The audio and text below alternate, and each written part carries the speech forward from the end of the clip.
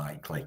And the final one. Now, this is a bit of a twist that we've got for you, ladies and gents. I'm sure everyone knows Ben Doack is on loan at Middlesbrough, and it kind of exploded, Barts, didn't it, with Ben Doack all of a sudden, because doing well, seems to be all the reports, you know, a real star in the Championship, people liking the potential. Then all of a sudden, Ipswich and Crystal Palace dropped bids on the table of about 60 million quid.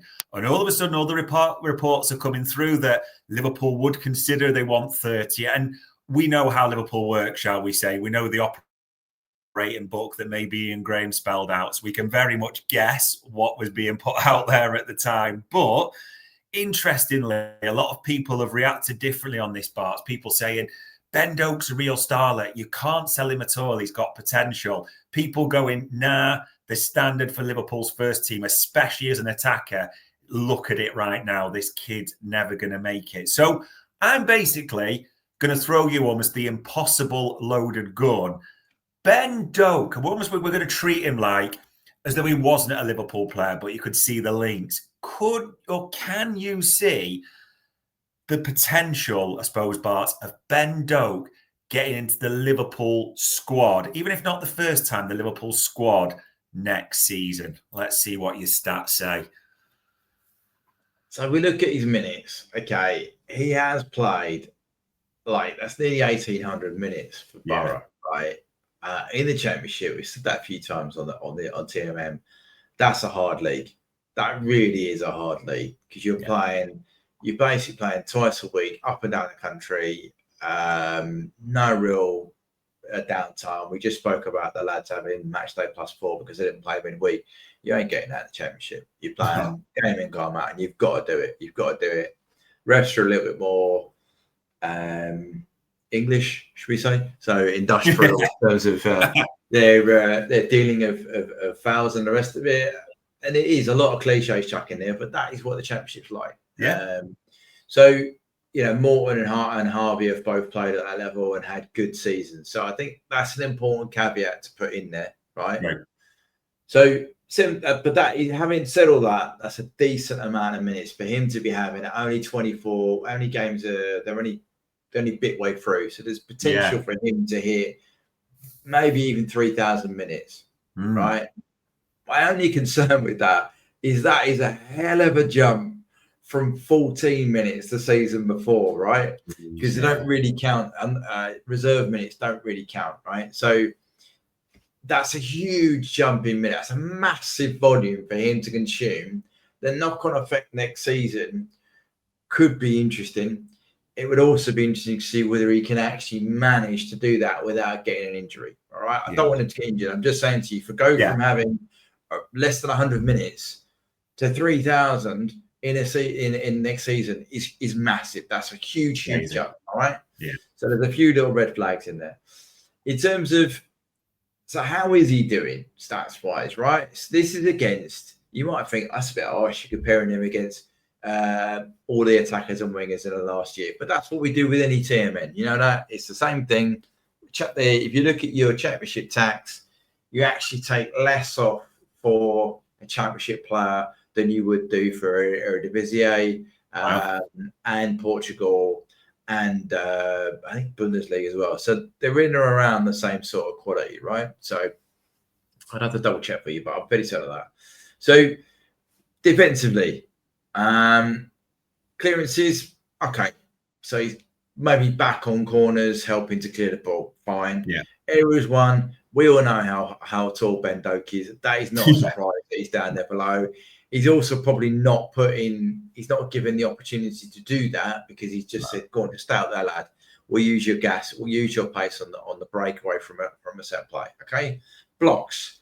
So that's where he's part of a front defensive unit. So is he blocking the pass coming out? Is it just over half percentile? Okay. Tackles. So when he's pressing, he's putting a tackle in. He's at the percentile. He's not a great interceptor. So he's neither a presser or a blocker. So, but that's part of him learning. At least he's appearing in some of the defensive metrics. We've had forwards on here, as you and me know, that have been red in this box completely. So, you know, for him to have some in the green, it's not a bad place. But what's he doing between the boxes? So progressive passes received, 99th percentile. Wow. So that is saying that he's high and they are finding him with a ball. So remember, progression has to be over 25% of the goal. So they're finding him with a ball for him to then do his magic. And the magic is he's getting in that box. He's at 94 percentile for attacking box touch. For final third touches, right? So that's 6.2, just over 6 a game. Take-ons, so he's taking players on. That is what he does. Even the limited appearance he did for Liverpool, he took players on for fun, right? 71 percentile. So he's not as successful as you'd hope, but he was getting the opportunity. Again, carries. What is he doing with it? So this is also saying that only can he receive it high and doing something with it, he can also take it from deep and progress that ball 20% closer to goal. So that is, he's doing nearly 3 of those. He's doing nearly 7 of those a game. So he's picking it up, driving with that ball, and getting the team on the pitch closer to goal. That's good.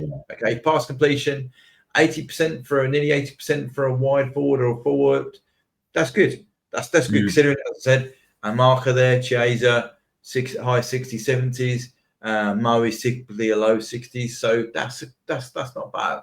Pass completion, okay, it could be a bit higher, but that's not, again, comparison with his players around him that he would be competing for Liverpool. That's in and around. But what's he doing in the box? So non-penalty goals, low, 34 percentile. That's low for someone in his position. Non-penalty XG, 65th. That's pretty good. So he's creating the XG, but he's just not scoring with the shot. He's not shooting enough as well. So it's in 12th percentile. So but because his assists are high, that's suggesting when he's getting in the areas, so he's getting the box, carrying it or receiving it, getting in the box, and then he's looking at pass. Not looking to take the shot on. So 89th percentile, that's pretty good. So expected assists, 76. So therefore your non-penalty XG and XGA is 73rd. Shot creating actions, 69. So there is some good things to like about Ben. He is only 19. So you kind of have to bear that in mind. But he's typically someone who will receive it high, drive in the box, or carry it up into an attacking area and pass the ball off. He's not looking to get a shot off. Right? We just said if anyone wants to listen to Stat Me Up later on, the big thing about Chase's performance was he got his shots off, right? So the forwards for Liverpool, you need to get high, you need to get into the areas, and you need to get a shot off. So that's one of the things we need to do. If we look at the stuff that I normally look at, no surprise, he's the highest player in this game. Is he involved in play?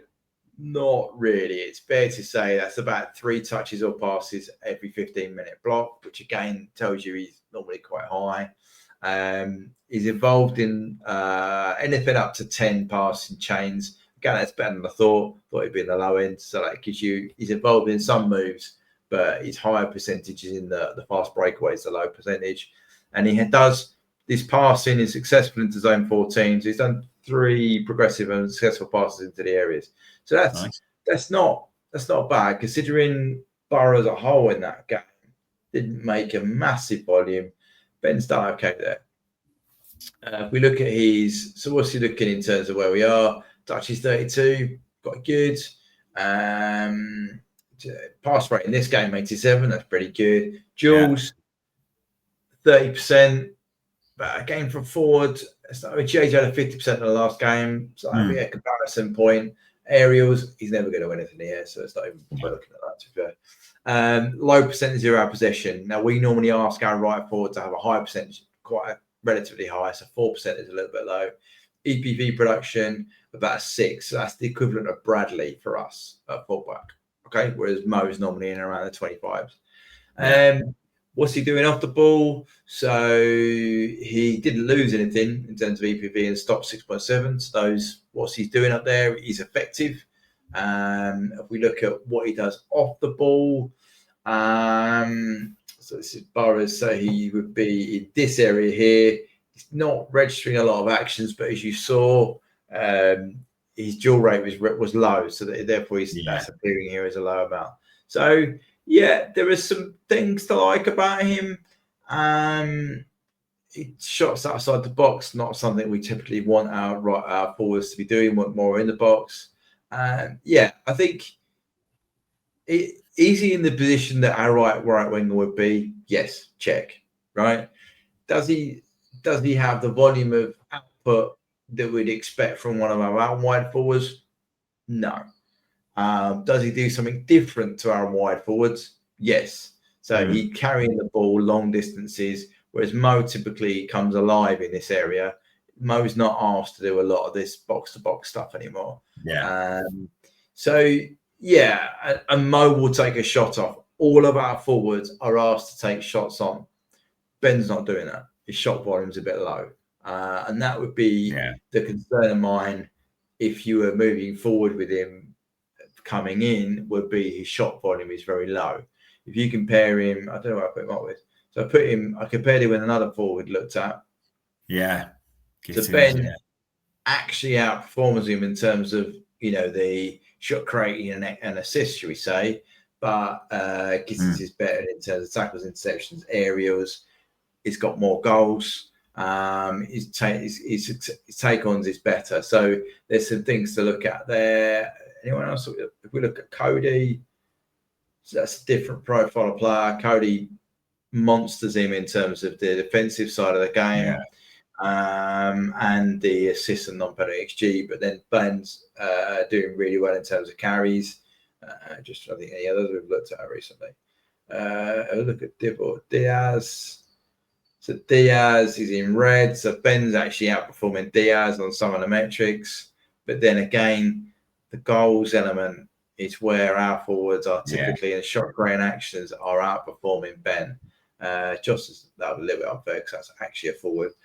But if we look to, this would be, So Mo completely morphs him in terms of what you do. But then Ben's, as I said, Ben is carrying the ball all than Mo does, but then Mo's changed his role. Receives a similar amount of aggressive passes. So I suppose in summary, what was the price we quoted Palace and Ipswich? Was it £30 million? Yeah, 30 million. Yeah, I don't think I'd be recommending paying £30 million for him. That might sound a bit harsh, but he's having a good season in the Championship. That's absolutely fine. Yeah. But as we know, history tells us that doesn't mean that he's then going to be able to bring that into the Premier League. He might be good. I think the issue he's going to have is game time. So if you look at Morton and Harvey when they came back from their loans, they struggled a bit to progress their game because they just simply weren't getting the minutes. When you're at that age, you need to play. You need to play. You need to get used to things. It's one of the good things that Bradley's now doing because he's rotating with Trent. He's getting fairly regular game time, so his game's continually developing. And I'm not sure if he came back in whether he would warrant, like, Chase is still going to be around, or if he comes back potentially. We don't know what's happening with Mo. If Mo stays, then Ben Doak he's just simply not going to get the opportunity to develop his game. And you are not going to develop your game in the Premier League too. So, for me, I wouldn't be wasting my money on buying him if I was Liverpool. Going forward, I think he needs a bit more. He needs another season or two to develop to really come through. He looks okay, but the shot creating actions. Sorry, the amount of shots he's taking a game and the goals, that is what we ask our wide forwards to do more than the progressing it from deep. It's one of Diaz's biggest criticisms. He can blow hot and cold in front of goal, but even he outperforms Ben in terms of goals. So that would be the major drawback I would have with Ben is output. His passing here is good, and that might be because that's what he's been asked to do. But for Liverpool, you've got to have shot volume. If you're playing in one of those front three positions, you've simply got to take the shot on. Which might, unfortunately, for Ben Doak fans, and listen, he scored an absolute blockbuster with his left foot for Borough the other day. But for all the standouts, and let's be honest, the progressive carries and the progressive passes received, there is potential. And there's definitely a Premier League player there. There's no two ways about it waiting to happen. But you do, is it fair to say, Barts, shots total will count against him? And for a player they got from Celtic for 600 grand, probably Edwards, Hughes, and the likes will feel if we flip him for somewhere like 25, 30 million, you'd probably expect that to happen in the summer. Oh, 100%. I think the fact that, I mean, those who you want to read the book, you don't, or you just want to follow how the media works with these boys at the club.